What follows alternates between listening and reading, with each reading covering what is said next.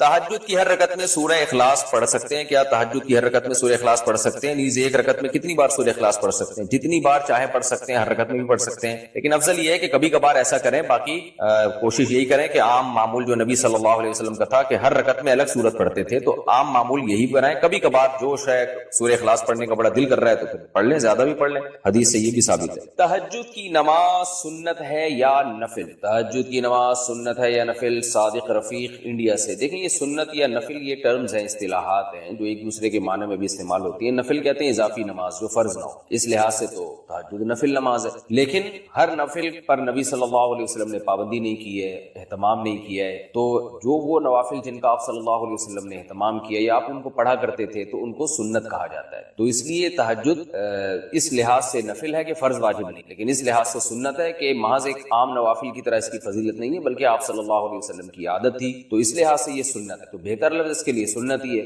اور یہ عام سنت نہیں ہے، اس کی بے پناہ فضیلت ہے۔ قرآن مجید میں اللہ نے اہل جنت کی جہاں بھی صفات بیان کی ان میں تہجد کا بھی عموماً ذکر کیا ہے، جیسے قرآن مجید میں آتا ہے کہ الذین یبیتون لربہم سجدا وقیاما، ہمارے جو نیک بندے ہیں وہ راتوں کو ہمارے سامنے سجدہ اور قیام کرتے ہیں۔ اور سورہ سجدہ میں اللہ تعالیٰ کا ارشاد ہے تتجافى جنوبهم عن المضاجع يدعون ربهم خوفا وطمعا، کہ ہمارے نیک لوگوں کے پہلو رات کو بستروں سے جدا ہو جاتے ہیں اور اپنے رب کو پکارتے ہیں خوف اور امید سے۔ تو یہ ساری چیزیں ہیں۔ نبی صلی اللہ علیہ وسلم نے ایک صحابی کے بارے میں فرمایا کہ فلاں کتنا ہی اچھا ہے، کاش وہ تہجد پڑھ لیتا۔ تو اس طرح کی روایات ہے۔ تو آپ صلی اللہ علیہ وسلم نے عبداللہ بن عمر کے بارے میں فرمایا، ان کو وصیت کی، ان کے بارے میں صحابی سے فرمایا کہ یہ تہجد کا اہتمام کرے تو کیا ہی خوب ہے۔ عبداللہ بن عمر فرماتے ہیں اس کے بعد سے میں نے کبھی تہجد نہیں چھوڑی ہے۔ تو ایسی بہت ساری روایات ملتی ہیں۔ سورہ مزمل کا پورا دوسرا رکوع ہے ہی تہجد سے متعلق، ان ربک یعلم انک تقوم ادنی من ثلثی اللیل ونصفہ وثلثہ وطائفۃ من الذین معک واللہ یقدر اللیل والنہار، کہ آپ پوری رات تہجد نہیں پڑھ سکتے، آپ کو دن میں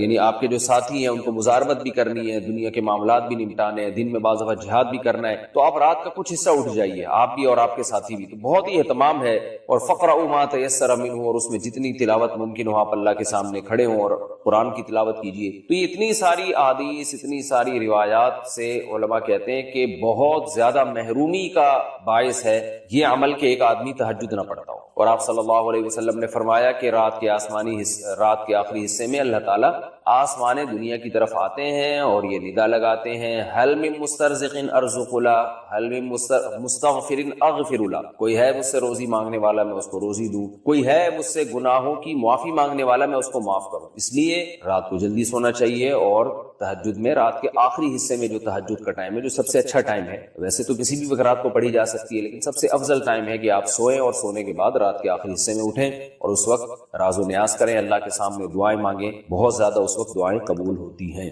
اور نماز کا بہت ثواب ہوتا ہے۔ ان قرآن الفجر کان مشہودا۔ وطر کے بعد کیا تہجد کی نماز پڑھ سکتے ہیں؟ سنا ہے کہ وطر پڑھنے کے بعد کوئی بھی نفل پڑھنا مکروہ ہے، کیا تہجد کی نماز بھی نہیں پڑھ سکتے؟ بنت طالب کراچی سے۔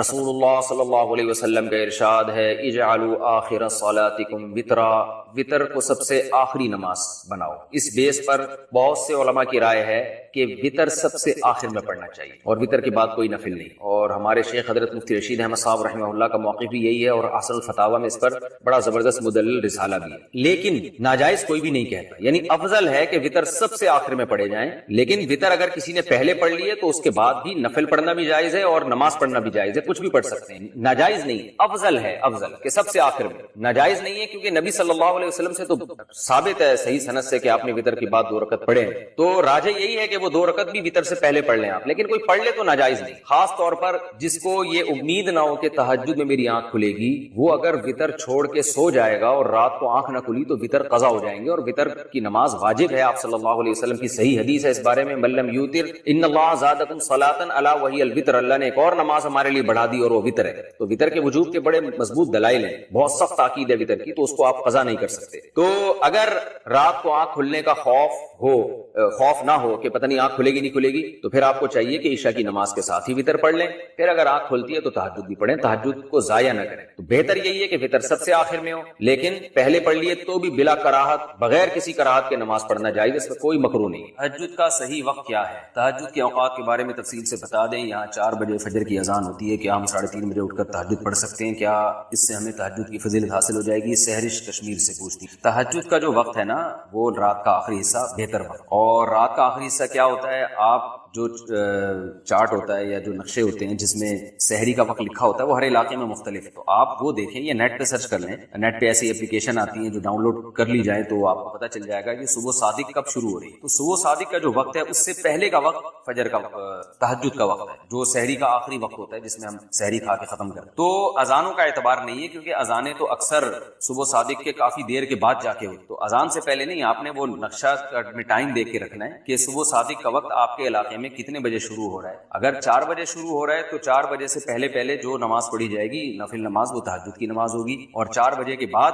جو پڑھیں گے وہ تہجد نہیں ہوگی, بلکہ وہ اس میں تو نماز پڑھنا مکروہ ہے سوائے فجر کی 2 سنت. تو اس میں اگر اذان ہو بھی جائے تو وہ یعنی اگر 4 بجے سے پہلے اذان ہو گئی ہے تو اذان ہونے کے باوجود فجر کا وقت داخل نہیں ہوا, اور اگر 4 بجے کے بعد اذان ہوئی ہے تو 4 بجے آپ کے نقشے میں ٹائم لکھا ہے تو 4 بجے اذان کا وقت 4 بجے صبح صادق شروع ہو چکی. اذان کا اعتبار نہیں ہے, وہ نقشے کا اعتبار ہے. اس میں آپ دیکھیں صبح صادق کا ٹائم کیا ہے, صبح صادق کا جیسے ہی ٹائم داخل ہوگا تہجد کا وقت ختم اور فجر کا شروع. مفتی صاحب اس حدیث کے بارے میں آپ نے فرمایا تھا کہ یہ بہت ضعیف ہے کہ اللہ پاک رات کے آخری حصے میں آسمان دنیا پر آتے ہیں اور اعلان کرتے ہیں کہ جس کو جو مانگنا ہے وہ مانگو, میں اس کی وہ حاجت پوری کروں گا. تو پھر رات کو اٹھ کر تہجد پڑھنے میں اللہ سے مانگنے کے بارے میں بتا دیجئے. بھائی میں نے تو ایسا نہیں کہا کہ یہ حدیث بہت ضعیف ہے, رات کے آخری حصے میں اللہ تعالیٰ آتے ہیں, آپ نے میری طرف ایسے ہی نسبت کر دی. یہ تو صحیح حدیث ہے, رات کے آخری حصے میں آسمان دنیا کی طرف اللہ آتے ہیں. حل من مستغفر اغفر له, حل من مسترزق ارزق له, کوئی ہے مجھ سے توبہ طلب کرنے والا میں اس کی گناہوں کو معاف کروں, کوئی ہے مجھ سے رزق طلب کرنے والا میں اس کی روزی میں برکت دوں.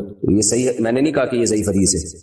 مفتی صاحب 5 بھائی اور ان کے بیوی بچے ساتھ میں رہتے ہیں اور 4 بھائیوں میں کوئی کم اور کوئی زیادہ کما لیتا ہے, اور ایک بھائی معذور ہے. ایک بھائی نے ساری زمین جائیداد اپنے نام کر لی ہے, اب ان سب کا جائیداد میں حصہ کیسے ہوگا؟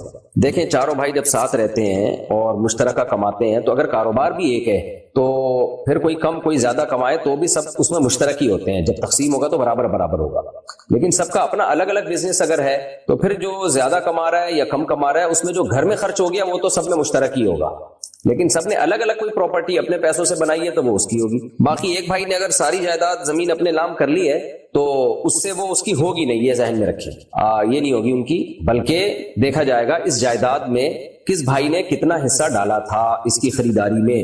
یعنی بڑے بھائی نے اگر مثال کے طور پر یہ کام کیا ہے تو دیکھا جائے گا کہ باقی بھائیوں کا اس میں کتنا شیئر تھا, کتنا ان کی پارٹیسپیٹ کیا تھا یا کتنا تعاون کیا تھا, تو ہر شخص اس میں ان کے ساتھ شریک ہوگا. اور اگر یہ ابا کا بزنس تھا جس میں سارے بھائی مشترکہ طور پر کاروبار کر رہے ہیں تو پھر تو اس میں بہنوں کا بھی حصہ ہوگا. تو بھائیوں نے ابا کے بزنس کو جتنی مرضی ترقی دیں اس سے وہ بھائی اس بزنس کے مالک نہیں بن جاتے. خوب سمجھ لو. کیا ہری جان کے ہاتھ کا بنا ہوا کھانا کھا سکتے ہیں؟ ہری جان کیا ہوتا ہے بھائی صاحب؟ انڈیا میں ہری جان سب سے چھوٹی ہندو کاسٹ ہے. بھائی کھا سکتے ہیں, ہاتھ کا بنا ہوا کھانا کسی کو بھی کھا سکتے ہیں. اگر طواف کے دوران بھولے سے چہرے پر کپڑا لگ جائے اور یاد آنے پر بھی بدلنے کا موقع نہ ملے تو اس کے بارے میں کیا حکم ہے؟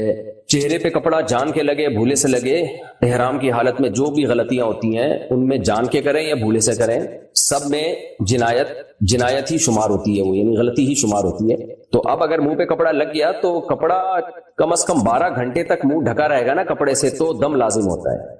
تو تھوڑا تھوڑا کر کے لگ گیا تو بس جاتے ہوئے چند ریال صدقہ کر دیں گے تو انشاءاللہ وہ جو بھی یعنی احرام کی پابندیوں کی مخالفت ہوئی ہے اس کی خود بخود تلافی ہو جائے گی. دم واجب نہیں ہوتا اس سے, تھوڑی اتنی سی دیر لگنے سے. علی گڑھ صاحب, جو لوگ زندہ نہیں ہیں ان کے نام سے کاروبار کرنا کیسا ہے؟ کیوں کر رہے ہیں بھائی ان کے نام سے کاروبار؟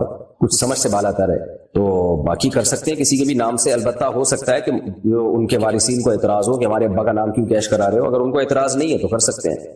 اذان میں حی علی الصلاۃ اور حی علی الفلاح پڑھتے وقت رخ دائیں طرف اور بائیں طرف کرنے کا کیا مطلب ہے؟ یہ سنت عمل ہے, دائیں طرف بائیں طرف. غالباً اس کا مقصد یہی ہوگا کہ آواز دونوں طرف پہنچ جائے. ادھر کے لوگوں کو بھی ادھر کے لوگوں کو بھی. اگر ادھر لوگ موجود نہیں ہیں بہرحال جنات اور فرشتے ہیں ان تک آواز پہنچ جائے, تو اس لیے اس کو دائیں اور بائیں طرف کر لینا چاہیے. جنت میں مردوں کو حوریں ملیں گی تو عورتوں کو کیا ملے گا؟ یہ بہت پرانا سوال ہو گیا میرے بھائی, اس کا 20ویں دفعہ جواب دیا جا چکا ہے. دیکھو جنت جو ہے جنت وہ آپ کی ہر خواہش پوری ہونے کی جگہ ہے, تو جس کی جو خواہش ہوتی ہے وہ پوری ہوگی نا. اللہ تعالیٰ نے مرد اور عورت کو ایک الگ الگ جنس بنایا ہے خواہشات کے اعتبار سے, تو عورتوں کو زیادہ مردوں کی خواہش ہوتی نہیں ہے. عورت ایک ہی مرد چاہتی ہے, یہ اس کی نیچر ہے. جس عورت کو ایک ٹائم پہ 2-3 مردوں کی ضرورت ہو اس کا مطلب وہ عورت نہیں ہے, اس کی تو فطرت خراب ہو چکی ہے. تو مرد ہوتا ہے جو جس میں اللہ نے ڈیزائرز بھی زیادہ رکھی ہیں اور اس کو زیادہ شادیوں کا شوق بھی ہوتا ہے. تو اس لیے اللہ تعالیٰ نے ہر ایک کی جنت میں جو ہے نا ہر شخص کی خواہش کے مطابق جنت میں نعمتیں رکھی. تو اس لیے مردوں کو اللہ نے, مرد جو چاہتے ہیں ہماری زیادہ بیویاں ہوں, وہ منہ سے بے شک نہ بولتے ہوں شرم کی وجہ سے, یا ان کو خطرہ ہو کہ ایسا نہ ہو بیگم کو زوردار کرنٹ لگ جائے, یہ سنتے ہی شوق میں چلی جائے. وہ ایک الگ بات ہے, گھر کا ماحول خراب نہیں کرنا چاہتے تو, لیکن شوق تو ہوتا ہے. آدمی ہے وہ تو شوق ہوگا اس کو لازمی, اس کی فزیکل ریکوائرمنٹ بھی ہے یہ, تو عورت کو نہیں ہوتا یہ. تو اس لیے یہ شوق ہی مردوں کا ہے. اس لیے اللہ نے مردوں کے لیے یہ رکھا ہے کہ زیادہ بیویاں ہوں گی تمہاری, جنت دنیا والی بھی ہوگی, اس کے علاوہ بھی ہو رہے ہوں گی. اور عورت کو یہ شوق ہی نہیں, بلکہ عورت کی توہین ہے اس میں, کیونکہ شوہر جو ہے بہرحال سربراہ ہوتا ہے. سربراہ ایک ہی ہوتا ہے, ماتحت جتنے مرضی ہوں. ایسا اگر ہم یوں کہہ دیں کہ کئی بیویوں کا ایک شوہر, تو اس میں کوئی عورت کی توہین نہیں ہے, کیونکہ سربراہ ہے نا ایک ہے.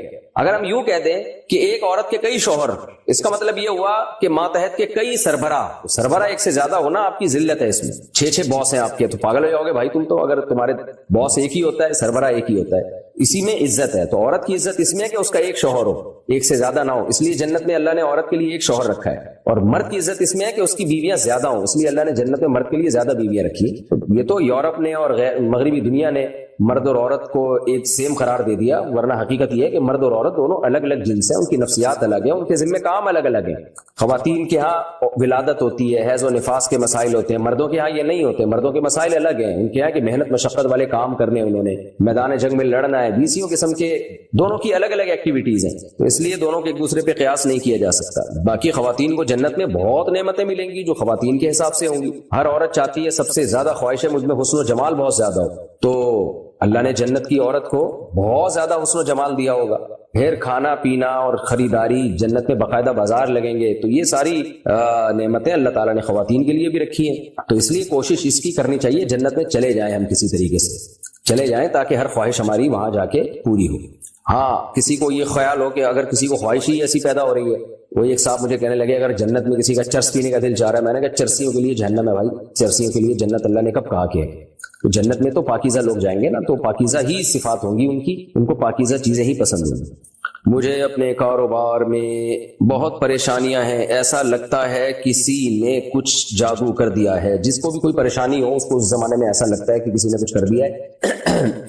اللہ تعالیٰ تو کہتے ہیں ما یفتح اللہ للناس من رحمت فلا ممسک لها ما یفتح اللہ للناس من رحمت فلا ممسک لها وما یمسک فلا مرسل له من بعد. اللہ کسی کو کوئی نعمت دے تو کسی کا کوئی دنیا کی طاقت روک نہیں سکتی, اور نعمت نہ دے تو کوئی اس نعمت کو دلوا نہیں سکتا. یہ تو اللہ کا قرآن میں حکم ہے.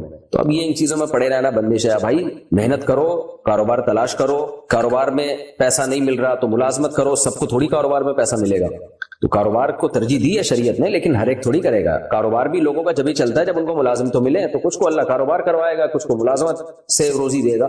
تو جس طرح بھی ممکن ہو محنت کریں, دعائیں کریں. میں بھی دل سے دعا کرتا ہوں اللہ تعالیٰ آپ کو کشادہ رزق حلال نصیب فرمائے. باقی ان چکروں میں نہیں پڑے. اور عامل وامل کے بعد چلا گیا وہ تو اور الو بنا دے گا. گھر سے مسجد دور ہے اور میں ایک فیکٹری میں کام کرتا ہوں, کیا میں سنت چھوڑ کر فرض نماز پڑھ سکتا ہوں؟ سنت موقدہ نہیں چھوڑ سکتے بھائی, کبھی کبھار چھوڑی جا سکتی ہے, لیکن معمول بنا لینا اس کا یہ ٹھیک نہیں ہے. مختصر پڑھ لیا کریں, لیکن سنت موقدہ بھی پڑھنا ضروری ہے. کتنا ٹائم لگتا ہے آپ جائیں. اچھا مسجد اگر بہت زیادہ دور ہے تو پھر تو جماعت کی نماز, یعنی مسجد کی جماعت لازمی نہیں ہے. اگر زیادہ دور ہے تو اس کا ایک اندازہ یہ لگایا جاتا ہے کہ اگر بغیر لاؤڈ اسپیکر کے اس مسجد میں زور سے اذان دی جائے اور شور شرابہ بھی نہ ہو تو آپ تک آواز پہنچے گی کہ نہیں پہنچے گی. بعض علماء نے یہ ایک معیار متعین کیا ہے یہ جانچنے کے لیے کہ کس مسجد کو قریب کہا جائے گا, کس مسجد کو دور کہا جائے گا.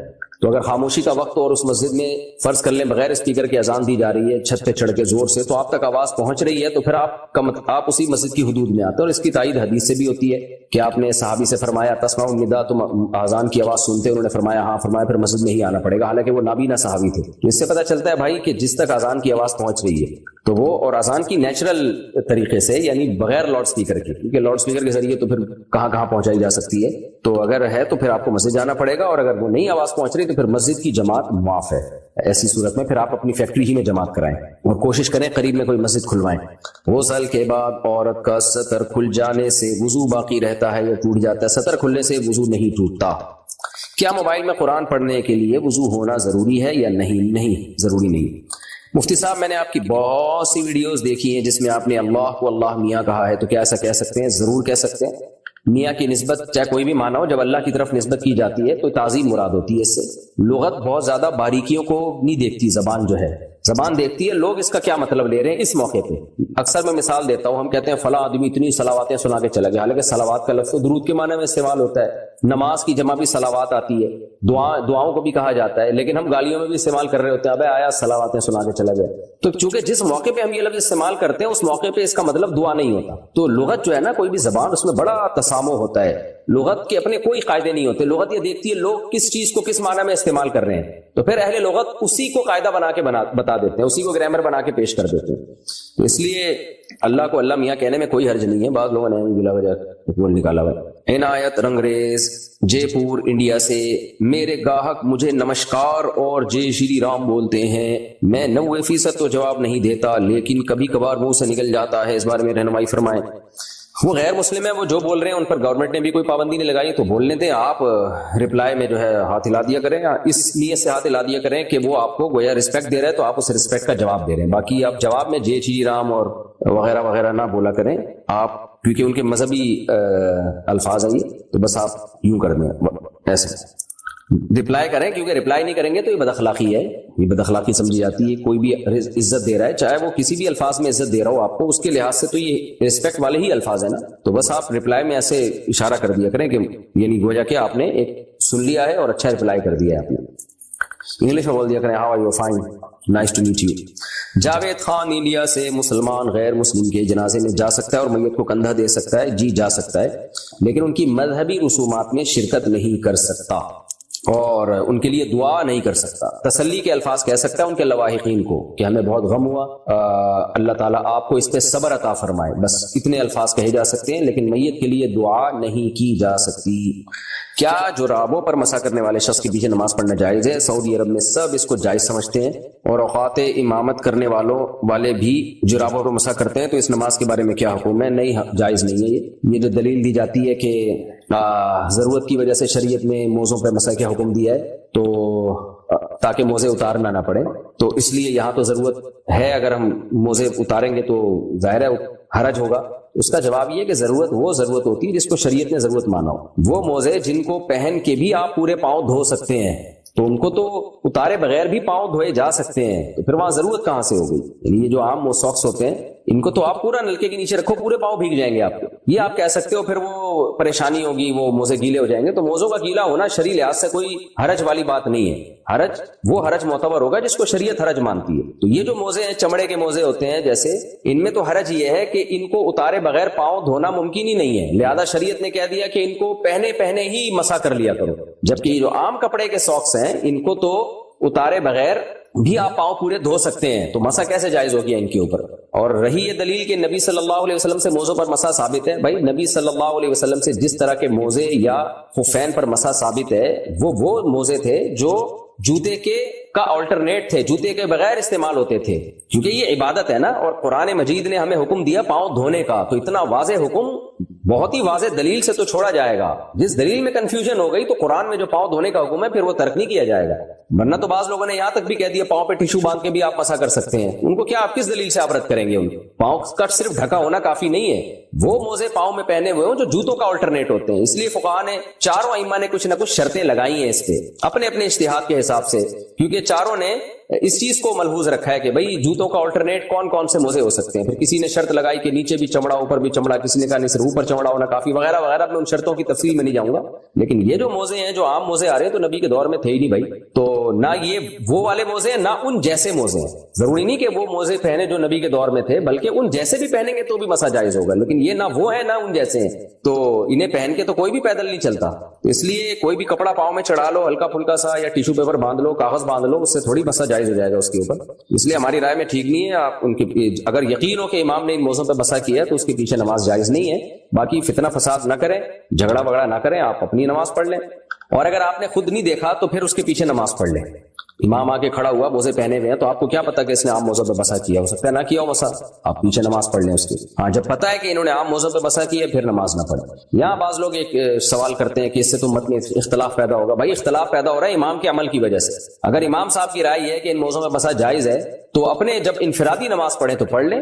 جب آپ امامت کریں تو آپ کو جمہور کی رائے کا احترام کرنا چاہیے. جمہور علماء فقہا وہ تو اسی کے قائل ہیں کہ بھائی ان پہ مسا جائز نہیں ہے, تو آپ کو چاہیے مقتدیوں کی آپ رعایت کریں کہ میرے اس طرز عمل سے بہت سارے لوگ نماز سے کٹ سکتے ہیں, یا نہیں بھی کٹیں گے تو ان کو وہم اور کنفیوژن تو ہوگی نا کہ پتہ نہیں ہماری نماز قبول ہو بھی رہی ہے کہ نہیں ہو رہی. تو آپ سیدھا سیدھا پاؤں دھو کے آ جاؤ, یا وہ موزے پہن کے مسا کر لو کہ ان موزوں کے مسا کرنے سے سب کے نزدیک نماز جائز ہو جاتی ہے. تو امام کو تو اس کا بڑا خیال کرنا چاہیے کہ اس طریقے سے نماز پڑھے کہ پیچھے سب لوگوں کے نزدیک اس کی نماز ہو جائے, تاکہ پیچھے لوگ مقتدیوں میں خلفشار پیدا نہ ہو, کنفیوژن پیدا نہ ہو.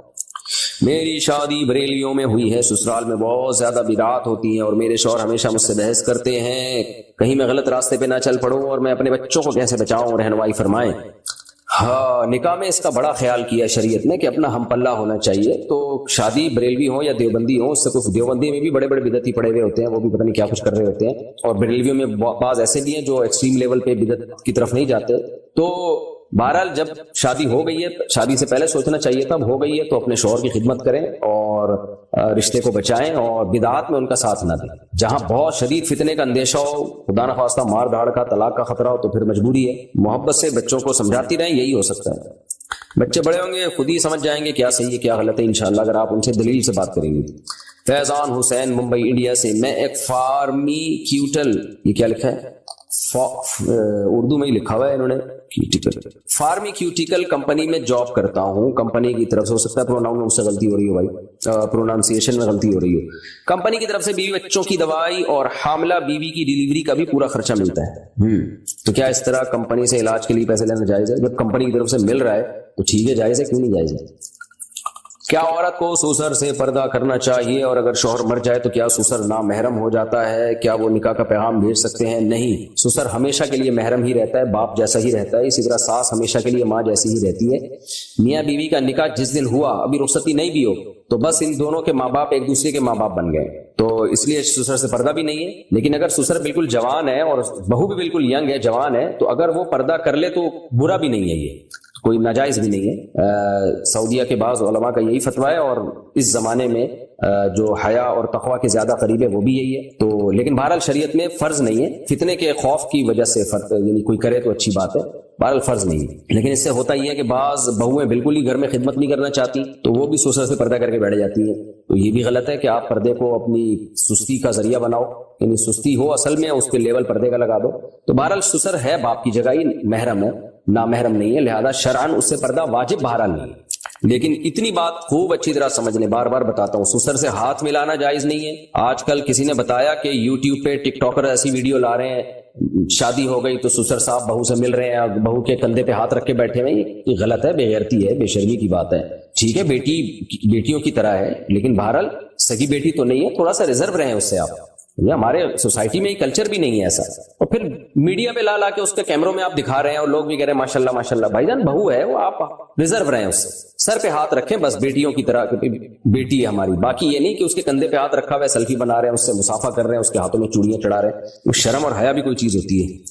اچھا بھائی, سیدنا عباس رضی اللہ عنہ سے مروی ہے کہ اللہ تعالیٰ نے تمہارے نبی صلی اللہ علیہ وسلم کی زبان کے مطابق مقیم پر 4, مسافر پر 2 اور ڈرنے والے پر 1 رکعت فرض کی ہے. اس حدیث کا مطلب بتا دیں, مجھے دیکھنی پڑے گی بھائی یہ حدیث کہاں ہے.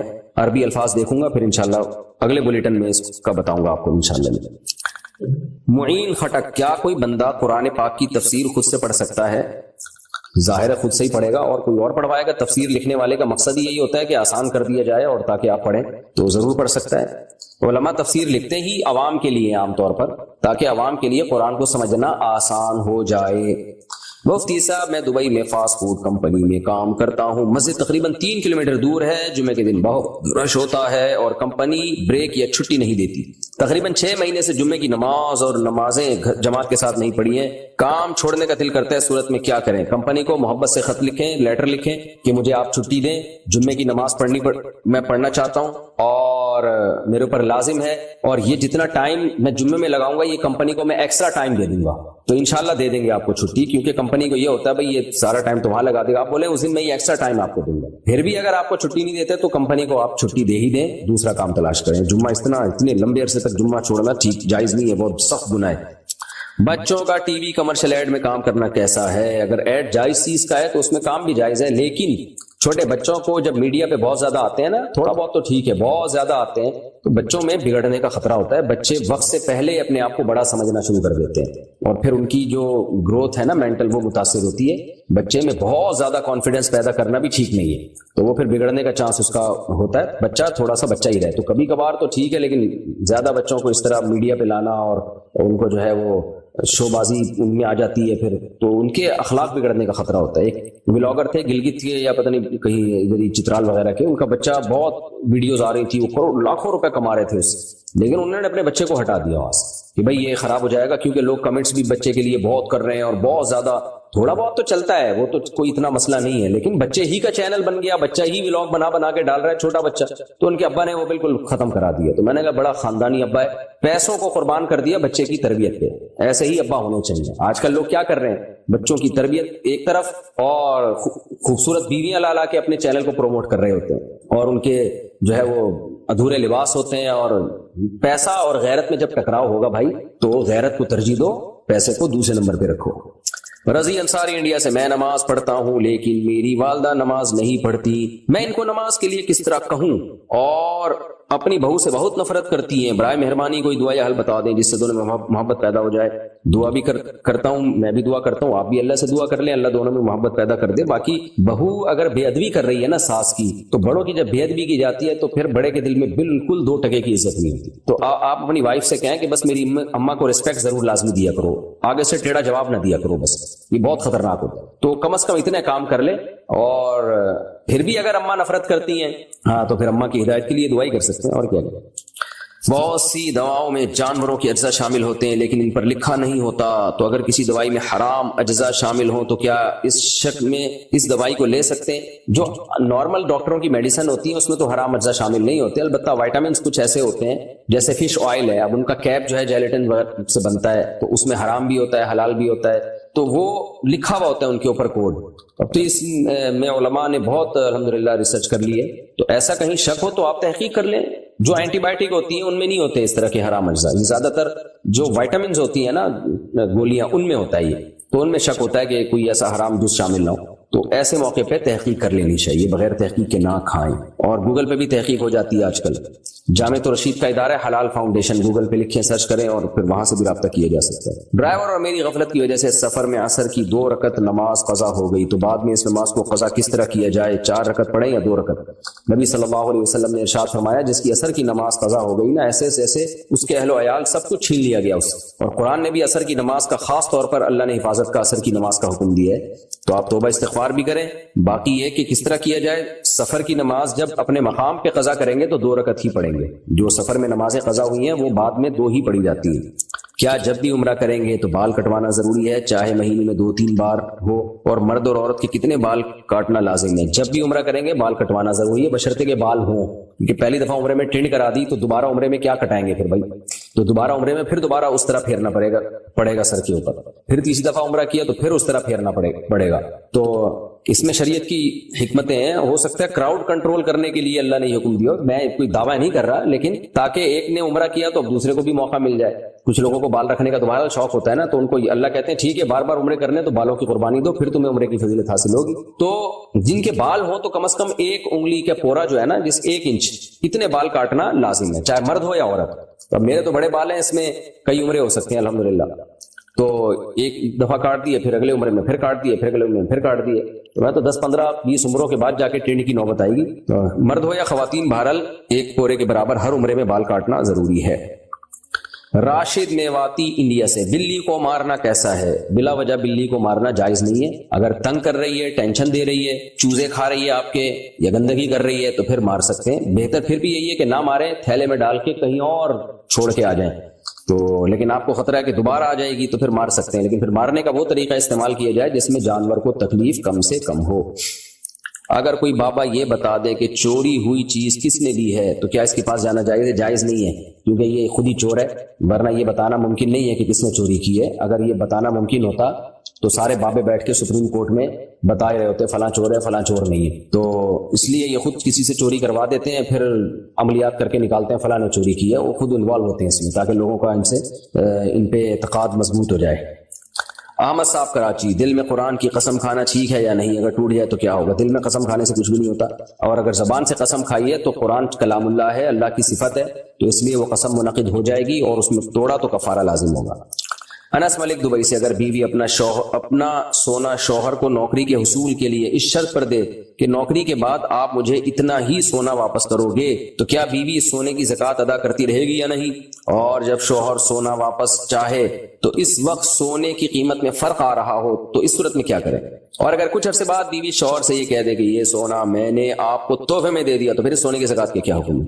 بیوی نے جب یہ کہہ دیا کہ یہ سونا میں نے آپ کو تحفے میں دے دیا، پھر تو بیوی سے زکوٰۃ ختم، اب بیوی نہیں دے گی، اب شوہر دے گا زکوٰۃ۔ لیکن اگر صرف قرض میں دیا ہے کہ آپ کی جب جاب لگ جائے تو واپس کر دینا، تو پھر یہ قرض ہے، تو قرض کا اصول یہی ہے کہ جس کو قرض دیا ہو تو قرض دینے والے پر اس کی زکوٰۃ لازم ہے، ہر سال دے گا، بشرطے کہ قرض واپس ملنے کی امید ہو۔ تو اگر بیوی نے شوہر کو سونا دیا اور بیگم صاحبہ کو یقین ہے کہ میرا میاں بہت اچھا ہے، واپس کر دے گا، تو پھر تو بیوی پر زکوٰۃ لازم ہے۔ اور اگر دینے کے بعد تھوڑے دنوں میں اندازہ ہو گیا بھائی کچھ پتہ نہیں واپس آئیں گے بھی کہ نہیں آئیں گے، تو پھر زکوٰۃ لازم نہیں ہے۔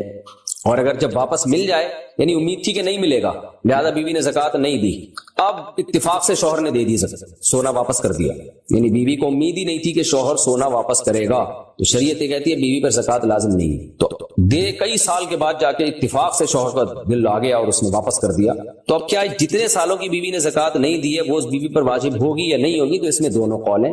احتیاط یہی ہے کہ جتنی سالوں کی زکوٰۃ نہیں دی ہے وہ سب دے اب، اور اس کی بھی گنجائش ہے کہ جو زکوٰۃ ایک دفعہ ساقط ہو گئی تو الساقط لا یعود، وہ واپس نہیں لوٹے گی، ہو گیا بس۔ ہاں جب واپس کرنے پر آئے گا شوہر تو سونا ہی دے گا، اور اگر سونا کے بجائے میاں بیوی آپس میں میوچل انڈرسٹینڈنگ سے یہ طے کرتے ہیں کہ سونے کی قیمت دے دے، تو پھر اس وقت جو سونے کی قیمت ہوگی واپسی کے وقت وہ قیمت دینی پڑے گی شوہر کو۔ اگر ناپاکی کی حالت میں کمبل اوڑھا تو کیا کمبل ناپاک ہو جائے گا؟ نہیں جی، اگر اس پہ کوئی گیلی نجاست نہیں لگی ہے تو ناپاک نہیں ہوگا۔ محمد عابد، نماز کی ہر رکعت میں سورہ اخلاص پڑھنا ٹھیک ہے، لیکن نبی کی جو عام سنت تھی وہ یہی تھی کہ بدل بدل کے سورتیں پڑھنا، اس لیے ہر رکعت میں بدل بدل کے سورتیں پڑھنی چاہیے۔ مدی کو کپڑوں سے پاک کرنے کا طریقہ بتا دیں۔ ہلکا سا دھو لینا بھی کافی ہے، مدی کو تھوڑا سا بس پانی کے نیچے رکھ کے ہلکا سا رگڑ دیں اور نچوڑ دیں تو مدی پاک ہو جاتی ہے۔ مدی کو بہت زیادہ گہرے طریقے سے دھونا لازم نہیں ہے، حدیث سے یہی بات ثابت ہے۔ اگر خفین نیچے سے پھٹ جائیں تو کیا اس پر مسح ہو جائے گا؟ اور پھٹے ہوئے ہونے کی مقدار کتنی ہے؟ 3 انگلیوں کے برابر، پاؤں کی 3 انگلیاں، 3 انگلیوں کے برابر اگر خفین کہیں سے پھٹ جائیں تو پھر اس پہ مسح جائز نہیں ہے۔ زین العابدین کہتے ہیں میں ایزی پیسہ اور جیز کیش کی رقم اکاؤنٹ میں جمع کروانے پر اضافی پیسے لیتا ہوں، یعنی کمپنی والے مجھے کمیشن دیتے ہیں، کیا یہ میرے لیے جائز ہے؟ اس کے علاوہ بجلی، گیس اور ٹیلی فون کے بلز میں مجھے کمیشن ملتا ہے، مثلا بل 102 روپے ہے تو کیا میں 110 لے سکتا ہوں؟ وضاحت فرما دیں۔ دیکھیں، اگر آپ کسی شخص کا قرضہ ادا کریں اور پھر اس سے اضافی پیسے لیں بعد میں کہ ابھی میں دے رہا ہوں 1 مہینے بعد تم نے مجھے بڑھا کے دینے ہیں، یہ تو خالص سود ہے۔ لیکن جہاں تک میری معلومات ہے جائز کیش میں ایسا نہیں ہوتا یہ ہے کہ میں آپ کے پاس، یعنی کسٹمر کے پاس یہ سروس ہی نہیں ہے بل جمع کرانے کی، تو آپ کہتے ہیں ٹھیک ہے میں کرا دیتا ہوں اور اس میں میں اپنا کمیشن لیتا ہوں، کیونکہ میں نے تمہارا جو کام تھا مشکل تھا وہ میں نے تمہارے لیے آسان کر دیا، تو یہ کمیشن جائز ہے، اس میں کوئی حرج نہیں۔ اور آپ نے جو کہا کہ کمپنی والے مجھے کمیشن دیتے ہیں، تو ہاں جیسے بجلی، گیس اور ٹیلی فون کے بلز پہ مجھے کمیشن ملتا ہے، تو کمپنی والے بھی جو آپ کو کمیشن دیتے ہیں وہ بھی جائز ہے، اس کا بھی سود سے کوئی لینا دینا نہیں ہے، اس لیے کہ قرض کمپنی پہ تھوڑی ہے، قرض تو پبلک پہ ہے نا، جو پبلک نے مختلف کمپنیوں کو پیمنٹ کرنی ہے، تو کمپنی والے آپ کو سہولت دے دیتے ہیں کہ آپ یہ پے کر دیں تو ہم اس کا آپ کو کمیشن دیتے ہیں، تو جائز ہے، اس میں کوئی حرج نہیں ہے۔ آمنہ کراچی سے، کیا میڈیکل امتحانات میں مریض کو ہاتھ لگا کر معائنہ کرنا جائز ہے؟ اکثر پریکٹیکل میں اسے لازم کر دیا ہے، اور مریض بھی مرد ہوتا ہے، کیا ایسی صورت میں دستانے پہن لیے جائیں یا مجبوری میں ایسا کرنا جائز ہے؟